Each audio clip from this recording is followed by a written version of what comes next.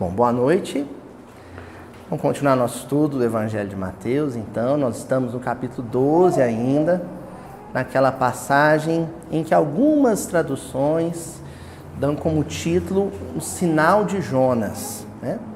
Mas é bom a gente recapitular que esse discurso de Jesus, em que ele faz menção ao livro de Jonas, é um discurso que está dentro de um determinado contexto. E esse contexto, dentro do qual está o discurso, ele vai ser importante para a gente entender a narrativa de Jesus de agora por diante. Que contexto é esse? Jesus tinha curado uma pessoa que era cega, que era muda e que estava passando por um processo de desajuste psíquico, né? Em termos bíblicos, um endemoniado. Esse é o contexto. E assim que Jesus faz, né, o seu gesto de generosidade, bondade habitual, um grupo de fariseus começa a censurá-lo. Esses fariseus já estão pegando no pé de Jesus no livro de Mateus desde aquele o roubo, entre aspas, das espigas, né? É o mesmo grupo, eles já estão pegando no pé de Jesus desde então. E Jesus sempre aproveitando o ensejo, a oportunidade de perseguição, para transformar perseguição em luz, em entendimento, em esclarecimento. E agora não é diferente. Então, logo depois da censura, da crítica, do ataque gratuito, Jesus engata um discurso, onde no início do discurso, ele faz menção ao livro de Jonas, né? Jonas, a tal história de Jonas que não queria falar de Deus em Nínive, acaba tentando fugir pelo Mediterrâneo, da presença de Deus, naufraga, engolido por um peixe enorme, passa 3 dias na barriga do peixe, ora, Deus fala para o peixe, cospe ele. Aí cospe o Jonas, aí o Jonas arrependido então vai até Nínive. Isso é uma novela literária, isso é ficção, né? É igual aquela história lá do menino que entra no buraco do tatu, e aquilo lá é ficção, viu, gente? O menino conversava com vaca, aquilo lá não é de verdade não, viu? Então, isso é ficção, é novela, é literatura. Só que por detrás de toda obra de arte existe um conteúdo, né? Em termos da codificação, é o belo a serviço do bom. O próprio Leon Denis menciona isso no Espiritismo na Arte, né? É o belo a serviço do que é bom. É a arte, o arranjo estético no som, na palavra, na pintura, nas artes, nas belas artes em geral, mas a serviço de um conteúdo de espiritualidade profunda. Isso é o livro de Jonas. Depois que Jesus faz menção ao livro de Jonas, então ele começa uma parábola, uma pequena narrativa. Então a gente pode dizer que essa passagem que nós estamos estudando é uma ode, é uma homenagem à arte pela literatura, que é, vamos dizer, o métier, né? O negócio, o ofício da tradição hebraica. Os hebreus eram grandes artistas da palavra. E Jesus nasce em cultura hebraica. Então, depois de mencionar uma novela, criação coletiva do povo hebreu, Jesus pega e começa a narrar uma pequena história, um conto. Em termos de gênero literário, seria o conto moderno. Tá? Ele conta uma historinha, e é essa historinha que a gente começa a estudar hoje. Não é uma parábola fácil, é uma metáfora difícil. Deu trabalho, então hoje eu estava conversando com meu amigo Arthur, estava conversando com meu amigo Paulo lá no Rio, e a gente está quebrando a cabeça, né? Tentando entender isso aqui. A turma lá, a Ila, a Candice, o pessoal estava tentando entender essa parábola. O que eu vou fazer? Eu vou ler o versículo e não vou apresentar a parábola ainda. Normalmente, quando eu vou trabalhar com narrativa assim, eu leio a parábola toda e depois eu explicando. Nós vamos fazer diferente. Nós vamos marcar os conceitos. Vamos fazer humildinho. Hoje tem umas 4 palavras aí para a gente estudar. Semana a semana, sem pressa. Aqui no humildinho nós não temos pressa. Na hora que nós estivermos dominando os conceitos, os termos, aí então a gente vai ler a parábola toda e ela vai fazer todo sentido. Tá bom? Se não, vou colocar caraminholas na cabeça de todo mundo aí, a gente vai começar com eu acho que, eu penso que, e isso é problemático porque aí a gente fica colocando palavras na boca de Jesus.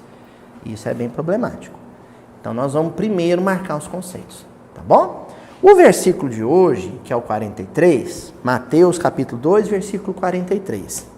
Ele diz assim: quando o espírito impuro sai do homem, atravessa lugares áridos, procurando repouso e não encontra. É o versículo de hoje. Vamos ler mais uma vez? Quando o espírito impuro sai do homem, atravessa lugares áridos, procurando repouso e não encontra. Alguém deve estar pensando assim em casa, na internet ou aqui no salão. Uma vez você estudou essa passagem. Essa passagem sim, esse trecho, esses versículos de Mateus não. Porque essa mesma parábola, que é conhecida como parábola da casa vazia, ela aparece lá em Lucas. E há um tempo atrás, quando nós estudamos uma passagem que falava, em que fazia menção à questão da obsessão, dos processos obsessivos, eu recorri a essa passagem de Lucas e analisamos essa parábola. O que nós vamos fazer hoje? Tem uma máxima da tradição rabínica, né, os grandes mestres da tradição rabínica, eles fazem uma afirmação. A Torá tem 1000 faces. Então, ela é para ser vista em 360 graus. À medida que você muda de ponto de vista, que você muda de ângulo, que você se movimenta em torno dela, você vê uma face diferente. Quando a gente vai lá em Jerusalém, tem o Shrine Book, tem o Museu do Livro lá em Jerusalém, e lá tem uma cópia de um livro de Isaías. E tem uma coisa curiosa, a maneira como o livro de Isaías, né, e isso aí é um dos pergaminhos do Mar Morto, que se diz, né? Se encontrou, é um pergaminho, um códex da época, mais de 1000 anos, né? Muito mais de 1000 anos, aliás. Então, esse códex, ele é exposto ao público numa redoma de vidro, só que num cilindro. Então, para você ir vendo ele, você tem que ir, como diria aqui em Minas, viu, Ana? Rodopiando. Você vai rodopiando em derredor e você vai entendendo ele. Isso não é à toa. Eles não expõem o pergaminho num sentido, né, de plano. Não, ele te obriga a girar em torno do lugar onde está guardado. Por quê? Porque é assim que você lê a Torá. Mudando de ângulo, se movimentando. O que acontece é que às vezes as pessoas se fixam num ponto de vista, num entendimento, numa única possibilidade de entendimento e não se movimentam em torno do texto. O texto não se movimenta, o texto é o que é. Quem se movimenta é o leitor. O que é isso, se movimentar? É estar aberto a novas possibilidades. É estar aberto a novos entendimentos. Agora, não pode ser achismo. Você lê, você estuda outros textos e depois faz a referência cruzada. Então, por exemplo, aqui vai mencionar espírito impuro. Ah, Luísio, lá num versículo tal, do livro tal, na carta tal de Paulo, menciona espírito impuro. E quando eu, em outro grupo, em outra ocasião, estudei espírito impuro, queria dizer isso. Será que cabe aí? Vamos ver? Vamos ver se cabe? Vamos ver se funciona? E aí você vai aumentando as possibilidades. Quando nós estudamos essa mesma passagem em Lucas, eu mencionei que a passagem, ela faz menção a um espírito impuro, que depois vai buscar reforços e volta com mais 7. Quem se lembra disso? E aí ele consegue ocupar a tal casa vazia. Resumindo rapidamente a parábola, que nós ainda não vamos ler. Tá? Quem quiser ler em casa, lê. Por enquanto aqui nós não vamos ler. Na ocasião, eu mencionei que esses 7 espíritos impuros não faziam menção, não era uma referência a entidades espirituais, a seres, a espíritos propriamente ditos. O que é uma tendência espírita de entendimento do Evangelho. Sempre que a gente vê menção a espírito, o espírito impuro, o espírito de Deus, a gente tem a tendência a achar que é uma pessoa, um espírito, uma identidade espiritual, uma entidade espiritual. Uma tendência nossa. Mas não é bem assim que funciona. Porque quando fala o espírito, pode fazer menção a atributos da alma, a particularidades da alma. Há coisas, virtudes ou às vezes vícios comuns a qualquer pessoa. Então, na ocasião, nós mencionamos que o espírito impuro, na passagem, era possível entendê-lo como o medo. E por que eu mencionei isso? De onde eu tirei isso? Porque os 7 espíritos, acompanhados desse grande espírito impuro, aparecem aqui como demônios. E o demônio não necessariamente é uma entidade maligna. O demônio é tudo aquilo que serve de pedra de tropeço. Porque a palavra Satã, em hebraico, quer dizer o adversário. Quem é o maior adversário do homem? Olha que interessante. Humberto de Campos narra uma história incrível em que os discípulos... Agora me fugiu a memória qual o livro do Humberto de Campos. Então o pessoal lá na internet, com certeza nos comentários, vai me salvar. Mas os discípulos, Pedro, aliás, pergunta para Jesus qual que era o maior adversário do homem. E Jesus fala que era o medo.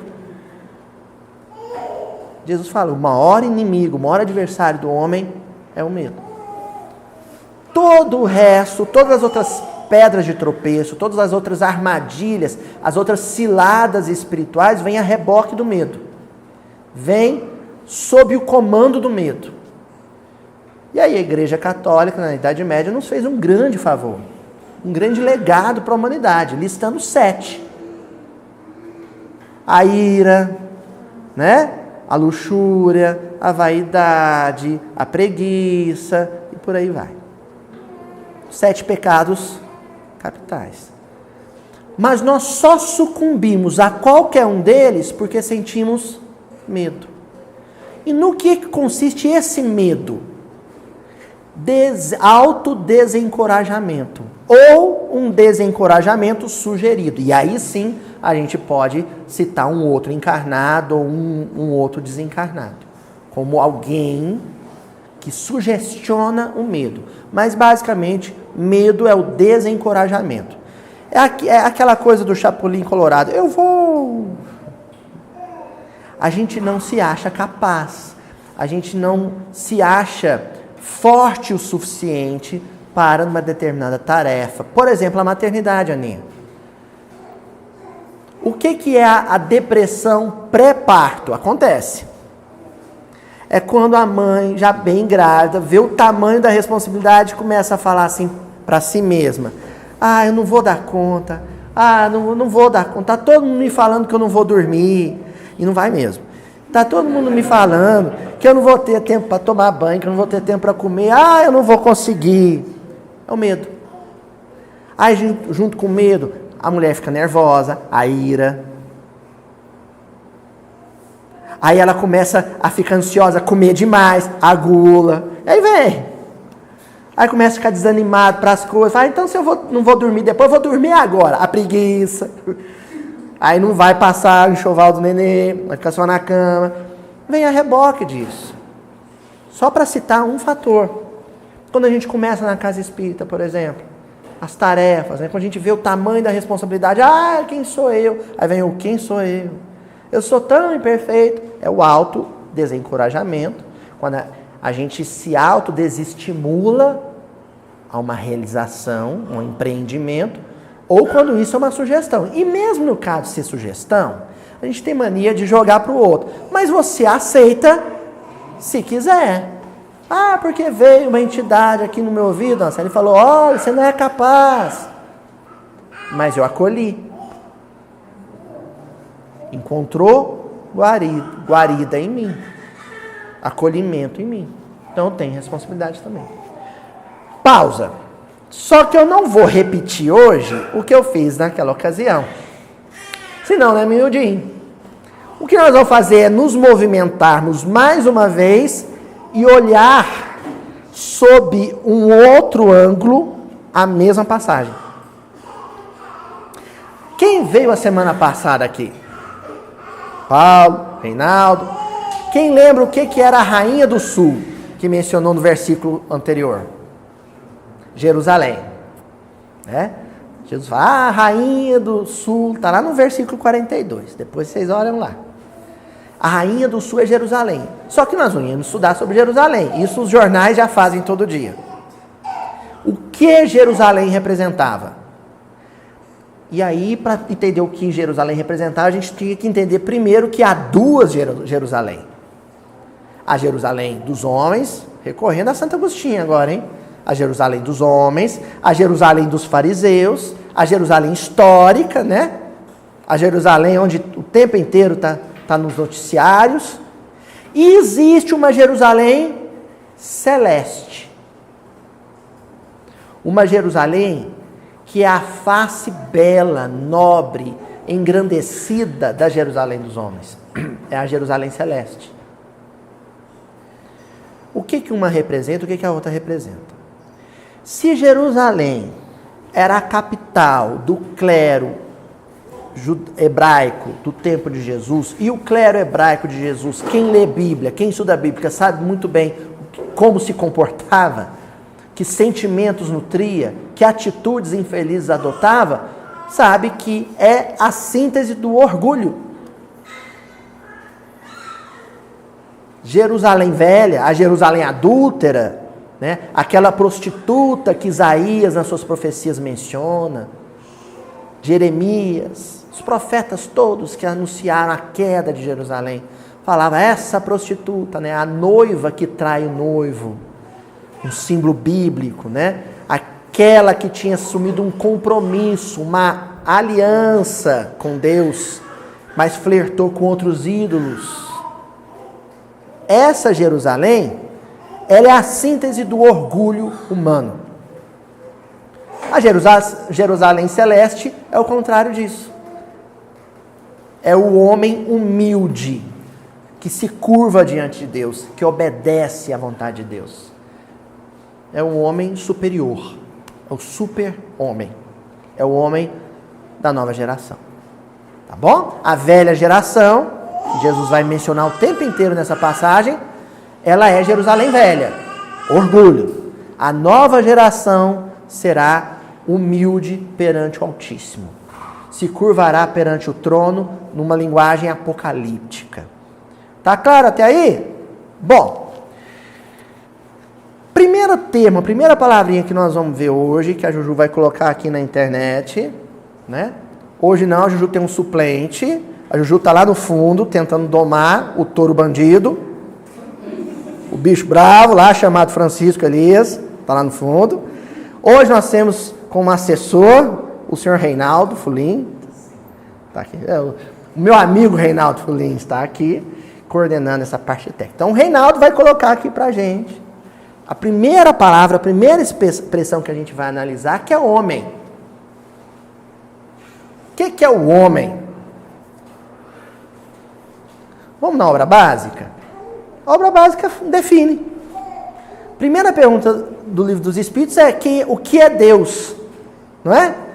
Mas lá nas questões 134 em diante, 135, 136, Kardec vai aproveitar o ensejo para definir o homem.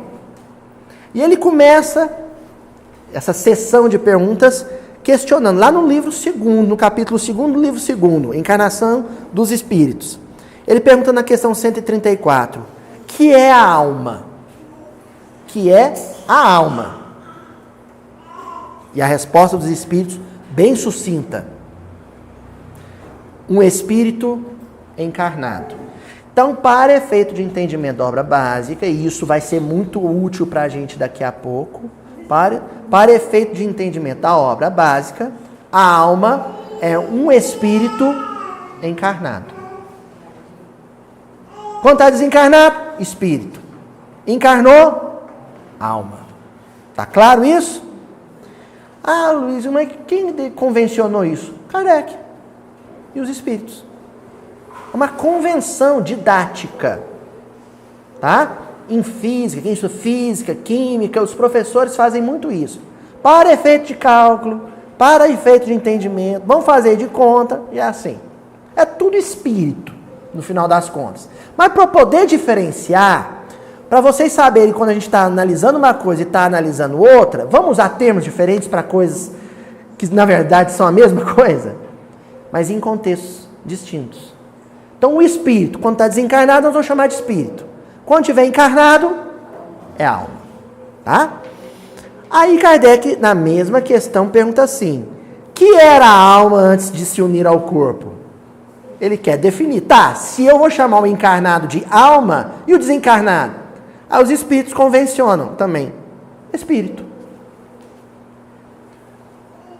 Não se apeguem à palavra. Até porque esses espíritos que comunicam na obra kardeciana, na codificação, gente, esses espíritos nem tem boca. Eles nem têm mão para escrever, eles não usam palavra. Da onde eles vieram, a comunicação é telepática, e não me perguntem o que é isso também, que eu não sei. Mas eles precisam achar palavras para o nosso entendimento. Desencarnado, espírito. Aí vem a terceira questão dentro da 134, que é a B. As almas e os espíritos são, portanto, idênticos à mesma coisa? Tem hora que a gente acha assim, Kardec está esmiuçando tanto. Gente, ele era um baita de um professor. E professor não parte daquilo que ele sabe, ele parte daquilo que o professor não sabe, que o aluno não sabe. Não é isso, Marcelo? O professor ele tem que partir da necessidade, a demanda do aluno, não a dele. Então ele faz perguntas como se ele não soubesse, pensando em quem vai lê-las depois. Então ele pergunta, então a gente pode dizer que é a mesma coisa? E os espíritos, pacientemente, generosamente, respondem, sim, as almas não são senão os espíritos. Antes de se unir ao corpo, a alma é um dos seres inteligentes que povoam o mundo invisível, os quais temporariamente revestem um invólucro carnal para se purificarem e esclarecerem. Aí eu sublinho aqui. Nessa resposta inocente, que parece que estão tendo uma baita de uma paciência com Kardec, os espíritos, primeiro, eles já mencionam que existe entre o espírito e o corpo um terceiro elemento. Isso era muito inovador. Esse conceito não tinha aparecido ainda em lugar nenhum. Lá no Egito, alguma coisa, mas explícito, claro, translúcido, é aqui, nessa questão que aparece. Entre o corpo e o espírito, existe uma terceira coisa, que eles até aqui não tinham explicado o que era, que vai constituir a tal alma. E eles fazem outra coisa. Eles definem o sentido da evolução. O sentido disso tudo. Por que existe espírito? Por que existe corpo? E por que o espírito se une ao corpo? Para se purificarem e se esclarecerem. Olha o versículo aparecendo. Dá uma olhada no versículo. O sentido da evolução não é os espíritos se purificarem. E como é que é mencionado? Que adjetivo se dá ao tal espírito aqui do versículo? Ele é impuro. Opa! Estamos começando a entender o versículo. Questão 135. Há no homem alguma outra coisa além da alma e do corpo? Porque Kardec pegou a resposta. Ele falou, opa, eles estão falando de uma terceira coisa. Vamos ver que terceira coisa é essa. Há entre a alma e o corpo uma outra coisa? E os espíritos respondem. Há um laço que liga a alma, no caso, quando estiver encarnado, ao corpo. Um laço. Não tinha nome ainda. Tem gente aqui no salão já soprando. Perispírito. Ainda não tinha nome. E os espíritos começam a rasgar o véu, né? Levantar o véu. material, isto é, de natureza intermediária entre o espírito e o corpo. É preciso que seja assim para que os dois, espírito e corpo, se possam comunicar um com o outro. A mente comandar o corpo. Por meio desse laço, ainda não mencionou o quê? É que o espírito atua sobre a matéria e reciprocamente. Esse reciprocamente, ninguém presta atenção nisso. Foi preciso André Luiz ditar toda uma coleção de livros para o movimento espírita entender esse reciprocamente. Porque até André Luiz só se entendia sobre a influência da mente sobre o perispírito. Se entendia muito pouco da influência do perispírito sobre a mente. E, consequentemente, o corpo. Porque o espírito, ele imprime muitas características da sua persona no corpo que vai sendo formado. Mas, em contrapartida, as experiências no corpo vão imprimindo na mente também características que ela vai levar para além túmulo. Entendeu? É uma influência recíproca. Me enveredei pelo álcool. Bebi muito. Lesionei o fígado. A lesão fica no fígado? Físico. Não, a lesão, ela se transfere para o fígado perispiritual. Isso só é possível porque antes houve uma lesão psíquica, consciencial. Mas aí, Kardec pega isso tudo que ele entendeu e vai fazer as suas notas maravilhosas, que eu fico até imaginando ele pondo isso numa lousa, num quadro negro, assim. Teacher, né? Colocando tudo lá. Ele pega e diz assim: o homem é, portanto, formado de 3 partes essenciais. Presta atenção, gente, porque isso vai ser muito importante para esse versículo. 3 partes essenciais. Primeira, o corpo ou ser material, análogo ao dos animais e animado pelo mesmo princípio vital. O corpo, primeiro.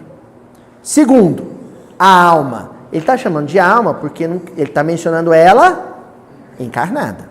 A alma, espírito encarnado que tem no corpo a sua habitação. E terceiro, o princípio intermediário, o tal liame. O perispírito, apareceu pela primeira vez o nome. Quem dá nome para isso nem são os espíritos. Quem deu nome para esse negócio? Allan Kardec. Ele criou um neologismo. Ele juntou outras palavras e criou uma palavra nova. Perispírito. Substância semimaterial que serve de primeiro envoltório ao espírito e liga a alma, espírito encarnado, ao corpo. Tais num fruto o germe, o perisperma e a casca. Da onde ele tirou a inspiração para esse neologismo? Da botânica. Então tem a casca, não é assim? Tem o invólucro, tem o núcleo, e entre o núcleo e o invólucro tem um elemento ali mediando as duas coisas, que é chamado na biologia de perisperma. Kardec pega isso e fala, então o perisperma do espírito é perispírito. Isso é o homem. Pronto. Com a obra kardeciana, com a codificação kardeciana, a gente entendeu já um primeiro conceito do versículo. O homem, ali no caso, está se referindo a um espírito encarnado. Tá bom? Não é outra coisa. É o Adão, né? o terroso, o homem encarnado. Certo? Aí em seguida, nós vamos ver um outro conceito que aparece ali. Espírito impuro. Agora, cuidado. Porque, em função das questões do Livro dos Espíritos que a gente acabou de ver, a nossa tendência é falar, opa, então está falando do desencarnado. Se homem é o espírito encarnado, então o espírito impuro aí é o desencarnado. Calma. É e não é. Nós vamos ver primeiro por que não é e depois por que é. E a gente é muito doido, né, cara? Quem tá vendo esse vídeo não segue o canal, fala assim, que gordo maluco, velho. Que viagem. Viagem, né? Então, vamos lá, ó. Espírito aqui está fazendo menção, em primeiro plano, a características do ser, da persona, da identidade eterna, aliás, imortal, da identidade imortal, individualizada. Luiz, como é que você sabe disso?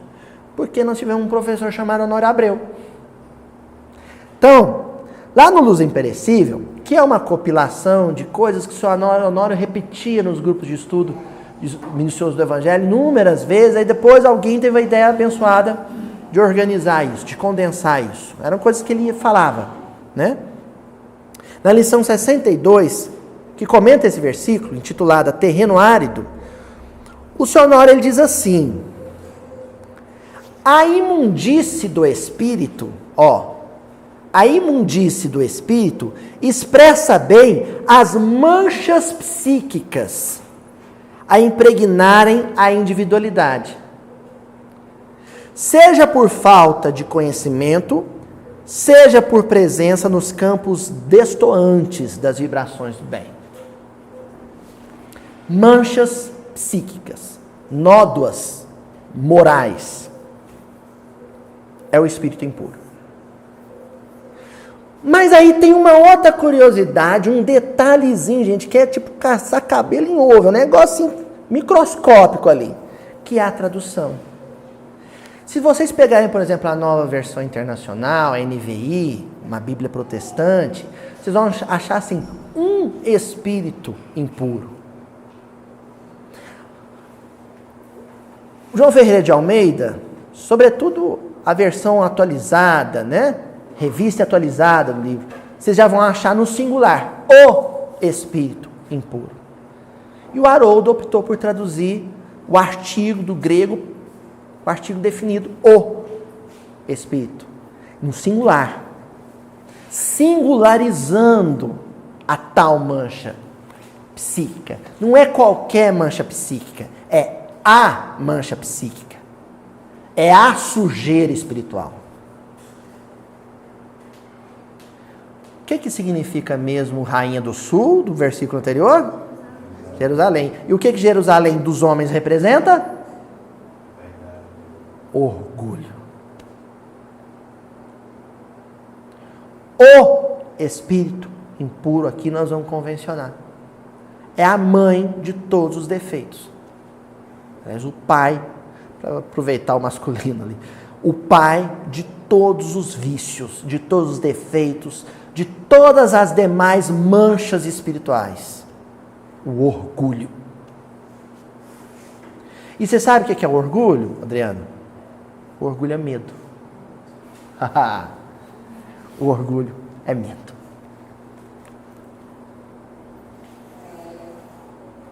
É assim, ó. O orgulhoso é aquele que tem um conceito superlativo de si mesmo em relação aos demais. Só constrói na psique. E aí, quando eu estou falando, assim, cabe todo mundo. Não escapa um. Tá, escapa. Uns. Que vem aqui, ó, passa. Visitinha de beija-flor. Passou. O resto, né? O mundão. Esse monte de gente. Não escapa um. É aquele que constrói uma personalidade em que ele se entende acima dos demais, porque sabe o que ele sente em relação aos demais? Medo. Nós já mencionamos alguma coisa semana passada, não foi, Cris? A fragilidade. Sabe por que os fariseus tinham essa relação soberba em relação a Jesus, chamando ele, Paulo vai chamar Jesus de carpinteiro miserável, tentando sempre rebaixar Jesus, porque na verdade Jesus era uma baita de uma ameaça ao conceito que eles tinham de si mesmo. O orgulhoso é fraco. O que caracteriza o temperamento do orgulhoso é a fragilidade. Isso Jesus fala para Pedro. Lá no livro Boa Nova, na negação de Pedro. Né? A gente estava falando disso, né, Reinaldo, essa semana? Né? Pedro, os homens são antes fracos do que cruéis, do que malvados. Os homens são orgulhosos e todo orgulhoso é frágil. É uma casquinha de ovo. Então, como ele tem um medo constante, o orgulhoso, gente, é alguém que foi muito ferido. O orgulhoso é quem foi muito humilhado. Foi tão humilhado, que aí ele está sempre querendo se projetar acima do outro. Ninguém escapa disso. Todos nós somos orgulhosos. O que vai diferenciar uma personalidade da outra é o grau de orgulho. O grau com que essa mãe ou esse pai de todos os vícios vai se apresentar na sua personalidade. Tem gente que é mais orgulhosa, tem gente que é menos orgulhosa. O espírito impuro. Agora, vamos dizer por que é também um sinônimo de individualidade psíquica, de uma entidade, um desencarnado. Quando um desencarnado, mal intencionado, nosso adversário, nosso credor ou adversário do bem, quer promover, favorecer a nossa queda, e ele faz isso ocupando, fincando raízes no nosso psiquismo, ele tem uma brecha nessa estrutura, uma rachadura, uma fenda, seu Adel, sabe? Uma trinca. É ali que ele penetra. E todo mundo tem essa brecha, essa rachadura no psiquismo, que é o orgulho. É ali que ele penetra. Ele age em cima disso. Por isso que o espírito impuro aí, tanto pode fazer menção, conforme o senhor Honório mencionou aqui, à mancha psíquica, ao defeito que nos torna vulneráveis, moralmente vulneráveis, quanto à própria entidade desencarnada que se aproveita dessa vulnerabilidade. Uma coisa e outra não se dissociam. Todos nós, sem exceção, sofremos algum tipo de assédio espiritual. Todos os dias.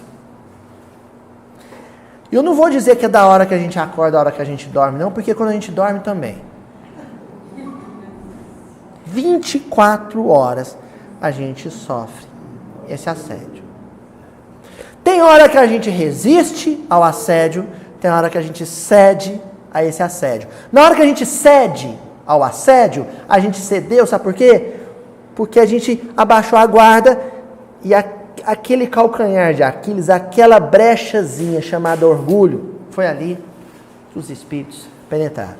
Vamos aos exemplos? Vamos aos exemplos, Euridice? Discussão de marido e mulher. Discussão de namorado e namorada, de noivo e noiva. O outro chega e fala assim para a esposa. Vivemos um país machista, extremamente machista. Fala assim: eu te tirei de casa, você nem sabia conversar, você morava na roça, porque você era analfabeta, porque você era pobretona, eu que te fiz gente na sociedade. Tudo que ele falou, vocês podem ter certeza. Ele deu brecha, ele tem absoluta responsabilidade. Mas é bem possível que um desencarnado chegou e falou assim: fere o orgulho dela. Fala isso. Aí na hora que ele falou isso, aí o desencarnado malfeitor, mal intencionado, correu lá no ouvidinho da mulher e falou assim: você vai aceitar ele dizer isso de você?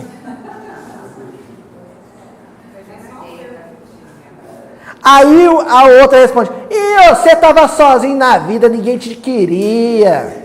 Você estava abandonado no mundo, mulher nenhuma te queria. Eu que te aturo todo dia, miserável. Aí na hora que ela fala isso, a mesma entidade, ou entidades, porque às vezes o nome é legião, né? Corre de novo dele e fala assim, mas você vai tolerar essa mulherzinha dizer isso pra você? E ali vai. E ali vai. Né? E tem um detalhezinho, né? Como toda fenda, toda brecha, toda rachadura na parede, quanto mais passa por ali água, ar e vai atritando, mais as placas vão se movimentando e a brecha vai ficando maior. O orgulho vai inflando dentro da gente. Se eu citei um exemplo.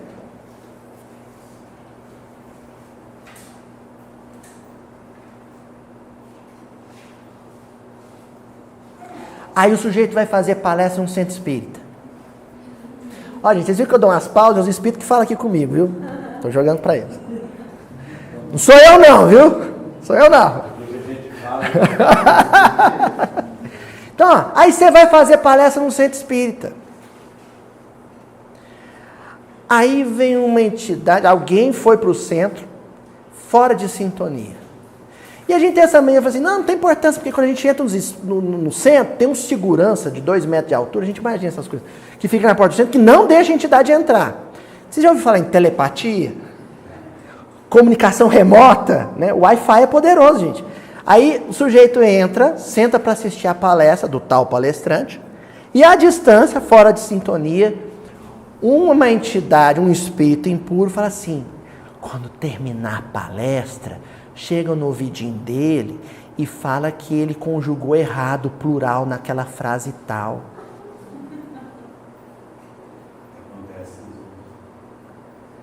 Aí acaba a palestra, o sujeito vai lá e chega no ouvidinho do palestrante. Sua palestra foi boa, mas eu te falar, a gente não fala nós vai, não, a gente fala nós vamos, tá? Aí na hora que o palestrante escuta isso, a mesma entidade ou uma outra fala assim, olha só quem ele pensa que é para te corrigir. Se eu fosse você, não voltava nesse centro mais não. Se eu fosse você, nem fazia mais palestra. Entendeu? O homem é o espírito encarnado. Todo espírito encarnado, toda alma está sob uma possível influência de algum desencarnado. Mas entre a influência, né, mal intencionada de um desencarnado e o encarnado, e as ações e atitudes e decisões tomadas por encarnado, existe uma brecha espiritual que aqui nós vamos chamar de mancha psíquica sob sugestão do Sr. Honório Abreu, que é o espírito impuro, o orgulho. Até aí tá claro, gente? Então, vamos lá. Lá na Revista Espírita, em julho de 1867, tem um texto intitulado Luta dos Espíritos para Voltar ao Bem. Eu achei esse título sensacional. Luta dos Espíritos para Voltar ao Bem. Como é que é isso? Mas o Espírito não regride? Como é que é essa história? A gente não regride, não. A conquista espiritual adquirida, sedimentada, consolidada, acabou. É seu valor. Mas todo cimento de calçada, logo que você passa o cimento, ele está fresco. O cimento já está lá, mas ainda não consolidou. Tanto que os pedreiros vão lá, colocam uma tabuinha, né? Tabuinha é como a gente fala tábua pequena aqui, viu, Ana Carolina, aqui em Minas. Tem a tabuinha lá, né? Uma marca, não, favor não pisar, porque ainda não consolidou. Então, virtudes que nós já adquirimos, mas ainda não consolidamos, a gente oscila nelas. Tem dia que a gente está bem, tem dia que a gente está mal. A gente vai oscilando. E quando a gente oscila para baixo, quando a gente vacila, depois tem um movimento de retorno. A gente tentando de novo pegar o fio da meada. tentando de novo achar o rumo na estrada. É disso que esse texto vai falar. E ele diz assim: dir-vos-ei a relação que existe entre o estado da alma, espírito encarnado, e a natureza dos fluidos, perispírito. A matéria-prima do perispírito. Que a envolvem em cada meio em que momentaneamente ela é colocada. Momentaneamente. O prazo de uma encarnação. E se, como vos foi dito, a alma pura saneia os fluidos, a alma pura, um encarnado que tem pensamentos nobres, sentimentos elevados, é capaz de purificar fluidos. Um filtro benéfico, salutar. Então, aquela vibração pesada no ambiente, chega um sujeito com poder de irradiação no bem, uma capacidade de amar o semelhante enorme, e aos poucos ele vai filtrando o ambiente, ou seja, todo mundo vai sendo contaminado pela influência positiva dele. É a capacidade de purificar os fluidos. Crede bem que o pensamento impuro os vicia. O contrário. O pensamento impuro. Do mesmo jeito. As pessoas estavam bem no lugar, conversando cordialmente, chega um sujeito que a gente fala que ele é seca-pimenteira. Ele chega, e na hora que ele chega, todo mundo já... né? Ele chega e fala assim: boa tarde. E você já vê que ele chegou para botar fogo. É o espírito impuro. Agora, tem gente vigilante, equilibrada, que não vai ceder a essa sugestão. Vai se manter no prumo, no ponto de equilíbrio. E existe aquele que vai facilmente ceder. A gente diz assim: fulano tem um poder de me tirar do sério. Não é ele que é poderoso. É você que é fraco. Não é ele que é poderoso, é você que é fraco. Continua. Julgai que esforços deve fazer o espírito que se arrepende para combater a influência desses fluidos de que é envolvido, aumentada ainda pela reunião de todos os maus fluidos que lhe fazem para sufocar os espíritos perversos. Então, nós temos dois embates, dois combates, bons combates a serem travados. Primeiro, de resistir à nossa autoinfluência negativa. Primeiro nela. Se você consegue resistir aos próprios pensamentos negativos, aos próprios sentimentos negativos, você adquire resistência, robustez espiritual para resistir também aos pensamentos e os sentimentos sugeridos. Gente, tem uma regrinha na vida que vocês podem aplicar em qualquer coisa. Profissão, espiritismo, onde vocês forem. Quem pode o muito, pode o pouco. Quem consegue refrear, ter controle, equilíbrio para resistir a lembranças infelizes, a sentimentos negativos do próprio mundo psíquico, do próprio inconsciente, esse inevitavelmente também será capaz de resistir a assédios e sugestões externas. É consequência. Se você pode o mais difícil, você pode o mais fácil.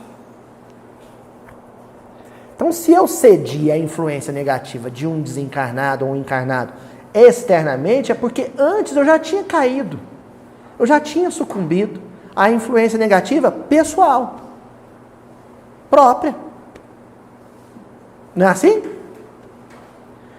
E aí a gente começa a mudar a relação com o plano espiritual. Porque é um tal de você estar tomando café, vira a garrafa, cai café na mesa, mancha o forro de mesa que você mais gostava, e você fala, vamos fazer um culto, porque isso é influência espiritual, é algum desencarnado infeliz, que eu não sei como furou a barreira do meu lar, porque na comunicação mediúnica disseram que a minha casa tem uma bateria energética em volta dela, que nada penetra. Se penetrou, é o meu marido. Certeza. Certeza que o meu marido, ele ficou assistindo Luta Livre ontem, é ele. É assim? É! Não, Paulo, é. É assim. É os desencarnados. Aí, de vez em quando, quem frequenta mesa mediúnica, reunião mediúnica aí, sabe que de vez em quando esses desencarnados chegam aqui e falam assim, pede pro fulano parar de ficar culpando eu de tudo. Eu não aguento mais. Tudo que acontece na casa dele, ele fala que sou eu. Eu não aguento mais. Quer dizer, quem está obsidiando quem? Vou estar em paz, já está arrumando para reencarnar. E o outro, porque aquele meu tio que desencarnou, ele era desequilibrado, certeza que ele encostou. Ele deu encosto aqui em casa. Eu já vi gente entrar com mangueira em casa, não, porque a água lava tudo. Já vi gente abrir porta, é sério, gente, movimento espírita, abrir porta da casa com a vassoura e falar assim, vai embora! Chega ao ridículo, né? Chega ao ridículo. Fora o tal de acorrentar sujeito em reunião mediúnica, é um tal de acorrentar. Você não sei onde eles arrumam tanta corrente. Acorrenta, acorrenta. Gente, é claro, isso acontece. Mas não é dessa maneira. A maioria dos espíritos, quando cedem por amor. Pelo amor de uma mãe desencarnada, de uma oração poderosa. Se comovem, choram. Falam, nossa, o que eu tenho feito na minha vida? É que nós no movimento espírita, nós ainda não superamos certos vícios teológicos que remontam ao tempo do Cristo. Não é assim que os fariseus se referem a Jesus? Nessa passagem eles falam assim, passagem anterior, aliás, eles falam assim, porque os demônios obedecem ele porque ele é um demôniozão. Não é assim? Os fariseus agiam assim. Então somos fariseus dos tempos modernos. Revista Espírita. Aí, na própria Revista Espírita, março de 1868, então, uma edição posterior, tem uma correspondência inédita de Lavater, ele se corresponde com uma rainha russa. E nessa mensagem ele diz assim, em quais são as almas, senhora, que chamamos impuras? Então o que a gente vai chamar de alma impura? Ele está falando alma impura. Então, se ele está falando de alma impura, o espírito impuro aqui no caso não é o desencarnado, é a mancha psíquica que está no encarnado. E ele diz assim, penso que são aquelas nas quais o desejo de se depurarem, de se corrigirem e de se aperfeiçoarem jamais predominou. Uau! Eu acho, o Lavater estava dizendo assim, eu acho que essa impureza que acontece no encarnado é típico de gente que não se controla. De que ele está chamando a gente? Bando de descontrolados. Está aqui escrito. E continua. Penso que são aquelas que não estão submetidas ao princípio elevado do desinteresse em todas as coisas. Gente descontrolada é gente que interesseira. O Lavater não é brincadeira não, hein? Descontrolados, interesseiros. Oi, Euridice. Isso, é bem lembrado, bem lembrado. Olha só, descontrolados, interesseiros. A gente tem sempre um interesse oculto que seja. Sempre temos um interesse oculto que seja. Às vezes declarado, às vezes implícito. Mas sempre um interesse pessoal. Orgulho. Só trabalha o tempo inteiro em benefício próprio quem se acha mais merecedor de benefício do que os outros. Orgulho. E continua o Lavater. Não buscam senão o meio de satisfazer suas paixões. Suas paixões. Agora nós vamos na origem da palavra paixão. Uma palavra de origem grega. Patos. Da onde vem alopatia. Patologia. Quando a gente fala de alopatia, patologia, nós estamos falando de quê? Doença. Olha só como é que os gregos entendiam esse processo. Eles só usavam mesmo patos quando a pessoa estava afetada psiquicamente. E aí Hipócrates vai dizer uma coisa interessante. Ele vai usar um termo interessante. Nós, quando nos referimos ao vírus da gripe, o nome científico dele sempre faz menção a um termo de origem grega que passa pelo latim até chegar no português. Qual que é? Influenza. Influência. Influência. Dentro. Aquilo que flui para dentro. Estava fora e fluiu para dentro. No entendimento de Hipócrates, quando alguém estava com a resistência baixa e, portanto, vulnerável a viroses e tudo mais, se a resistência baixava, é porque houve uma influência, uma invasão psíquica. Um ataque psíquico. Agora, esse ataque psíquico só foi possível porque o mecanismo de defesa baixou a guarda. Nossas paixões. Havia um inimigo interno que atacou o sistema de defesa mental, o sistema de defesa mental vulnerável. Aí sim, e só então, sofreu uma influência, um assédio externo, a estrutura psíquica se descompensou e a estrutura psíquica se descompensando, ela desarmoniza os fluxos de força, de energia no perispírito, que por sua vez, deixam de manter o vínculo, a estrutura harmônica das células do corpo, em determinado tecido ou no corpo todo. Aí a gente adoece. Nós não estamos mencionando aqui o desgaste natural, espontâneo da máquina. O Chico desencarnou, velhinho, porque a máquina foi gastando.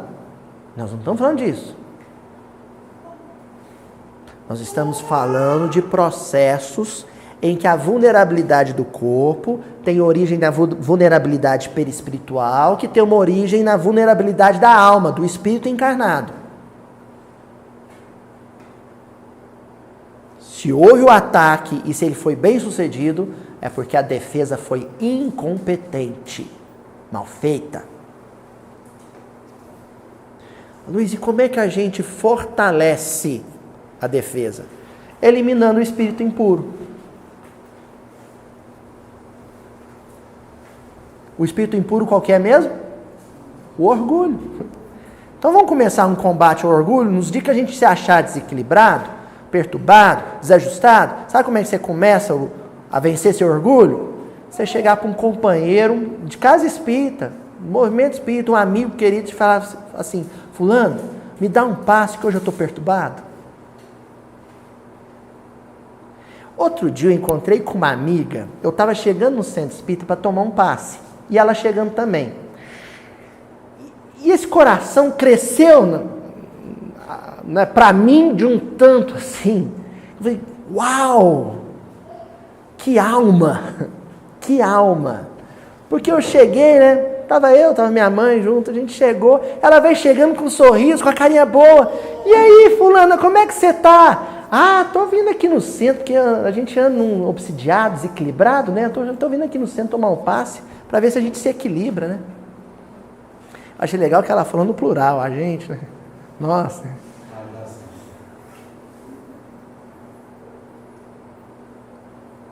Qualquer um de nós deveria ter essa grandeza. Qualquer um de nós. Mas não. A gente fica apontando, marcando com hidrocor, sabe? Com verde limão, com amarelo fosforescente.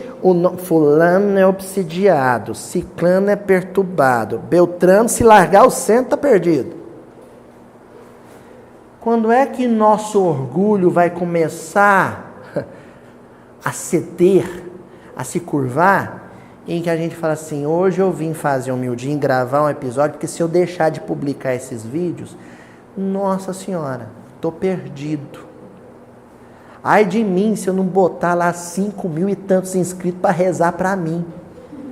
Porque para domar o pai do touro bandido, o tourão, tem que ter prece vindo lá de Maringá.